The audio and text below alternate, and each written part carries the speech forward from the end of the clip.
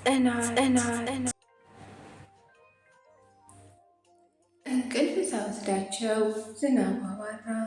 ጽናት ብድግ ብላ እህቴ በቃ እኔ ያልኩሽን ገዛዝቼ ልምጣ አለቻት።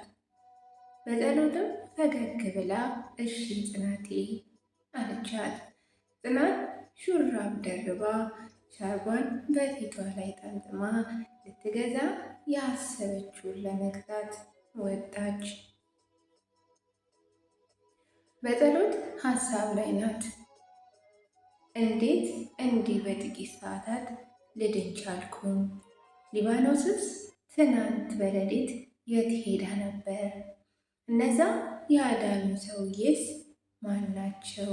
የሚሉት ጥያቄዎች በአእምሮዋ ውስጥ እየተመላለሱ መልስ ያላገኘችላቸው ጥያቄዎች ናቸው። ሰላም ጤና ይስጥልኝ ውድ ቤተሰቦቼ፣ እንዴት አላችሁ? እንዴት ቆያችሁ? የፈጣሪ ሰላም ለሰው ልጅ በሙሉ እስከ ዓለም ዳርቻ ይድረስ እያልኩኝ እንግዲህ ቀደም ብዬ ያስደመጥኳችሁ ጽናት ክፍል 26 መጨረሻ ነበረ። ዛሬ ደግሞ ክፍል 27ን የምንቀጥል ይሆናል። ቤተሰቦቼ እንግዲህ ቪዲዮውን ላይክ፣ ሼር በማድረግ እንድታበረታቱኝ እንዲሁም ደግሞ ቤተሰብ ያልሆናችሁ ሰብስክራይብ እያደረጋችሁ ቤተሰብ እንድትሆኑኝ በአክብሮት ጋበዝኩኝ። ክፍል 27 ጽናት እነሆ። ከጽናቴ ጋር የሰማነው አስጨናቂ እንጉርጉሮስ ሙታንስ ማናቸው እያለች ራሷን ብትጠይቅም መልስ ግን አላገኘችም። ጽናት ለእሷና ለእህቷ በአስቸኳይ ሰርታ የሚበሉት ልትገዛ ነበር የወጣችው። ከራሷ ጋር ተመካክራ እህቷ በጣም የምትወደውን እንቁላል ፍርፍር ለመስራት ወሰነች። ከዛም እንቁላል ገዛች። ከዛ በኋላ ደግሞ የሚበሉበትን ማባያ ፈልጋ ለመግዛት ሄደች። አንድ እንጀራ እና 2 ዳቦ ገዝታ ወደ ቤቷ ጉዟን ቀጠለች። በመንገዱ ላይ እነዛ ሴተኛ አዳሪዎች ሆኑ ዱርዬዎቹ አሊያም ሾካካ የሰፈር ነዋሪዎች በዝናቡ ምክንያት ከተሸሸጉበት አልወጡም። ሰፈሩ ጭር ብሏል። ጽናት ጭቃ በጭቃ እንዳትሆን ድንጋዩን እየመረጠች እየሄደች ነበር። በዚህ ሰዓት ከኋላዋ የሰው ኮቴ ተሰማች። ጀርባዋን ሸከካት። ቀስ ብላ ዞር ልትል አሰበች። ከዛም በጣም ፈራች። መዞርን ከኋላዋ የሚከተላትን ማየት ከበዳት። ፈራች። ፈጠን ፈጠን እያለች ስትሄድ ኮቴውን ፈጠን ፈጠን ይላል።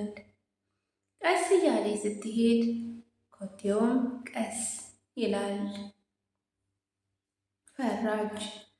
ጭር ባለ ሰፈር ውስጥ የማታውቀው ኮቴ የሚከተላት ጽናት በጭንቀት ልትሞት ደረሰች። የመጀመሪያ የቤቷን መታጠፊያ መንገድ ታጠፈች። አሁንም ግን የሚከተላት ኮቴው አለ። እግሮቿ መራመድን ገቱ።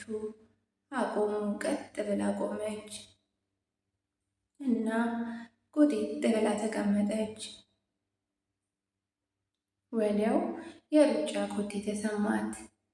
ትንሽ ከቆየች በኋላ ዞር ስትል ምንም አይነት ሰው ከኋላዋ የለም። ቀስ ብላ ወደ ታጠፈችበት ቦታ ተጠጋች። ምንም አይነት ሰው የለም። የጽናት ልብ በኃያሉ መምታት ከጀመረ ቆይቷል። ጽናት በብርሃን ፍጥነት ከአካባቢው ተሰውራ ቤቷ በር ላይ እንዴት እንደደረሰች የምታውቀው ነገር የለም። የቤቷን በር ከፍታ ገባች። በጸሎት ጽናቴ መጣሽ ቆየሽብኝ እኮ አለቻት። ጽናትን እየተንተባተበች በተቆራረጠ ድምፅ አይ እህቴ እንቁላል ገዝቼ እኮ ከዛ ደግሞ እዚህ በር ላይ ስደርስ ዳቦና እንጀራ ልገዛ ሄጄ እኮ ነው አለቻትና ኦፍ አለች። በጸሎት ግራ ገብቷት እንዴ ጽናቴ ምን ሆነሻል? ለምንድን ነው አነጋገርሽ ትክክል ያልሆነው ስትላት አይ ደህና ነኝ እኮ ግራ የተጋባው መሰልኩሽ አይደል? በቃ እህቴ እንቁላሉን ለስራና እንብላ አለቻትና ለመስራት መንጎዳጎድ ጀመረች። ጽናት አሁንም ፍርሃቷ አልለቀቃትም። የምታደርገው ሁሉ ጠፍቶባታል። በጸሎት ግራ ተጋብታለች። የጽናት የውስጥ የመረበሽ ተሰምቷታል፣ ግን ደግሞ ዝምታ መርጣለች። የሆነው ሆኖ ጽናት እንቁላሉን ለመስራት እሳት ማቀጣጠል ጀመረች። እሳቱን እያቀጣጠለች በሀሳብ ተውጣለች።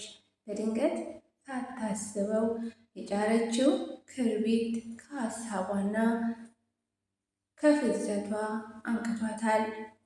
ጽናት ነቃ ብላ ትንሽዬና ብቸኛ ድስታቸውን አምጥታ ትንሽዬ ዘይት ጨመረችበት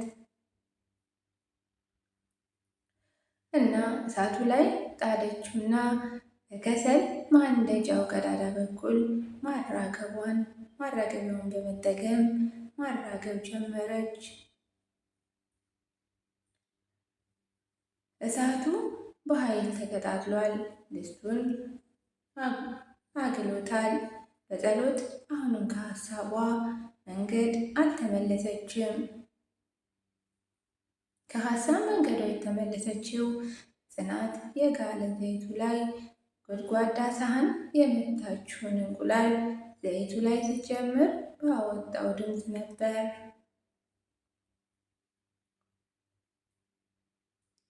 ወዲያው በጸሎት ክትክት ብላ መሳቅ ጀመረች። ጽናት በመገረም በጣም ተገርማ እህቴ ምን ነው? ምን ተገኘ? እንዲህ በድንገት ያሳቀሽ ምንድን ነው? አለቻት። በጸሎትም አይ ጽናቴ እንዲህ በሆነው ባልሆነው ነገር መደንገጤ ለራሴ ገርሞኝ ነው አለቻት። ጽናት ግራ በመጋባት ስሜት እሺ እህቴ ዋናው መሳቅሽ ነው አለቻት እና በአነስተኛ ሰርቪስ ሳህን የገዛችውን እንጀራ አንጥፋ እንቁላሉን አረገች ብሎ እንግዲህ ክፍል 27 ጥናት እዚህ ላይ ያበቃል። እንግዲህ ውድ ቤተሰቦች ቪዲዮን ያስተምራል፣ ጥሩ ሀሳብ ነው፣ ጥሩ ያነቃቃል የምትሉ ከሆነ ላይክ፣ ሼር፣ ኮመንት እያደረጋችሁ አበረታቱኝ። የፈጣሪ ሰላም ከሁላችን ጋር ይሁን እያልኩኝ ተሰናበትኩኝ። መልካም ጊዜ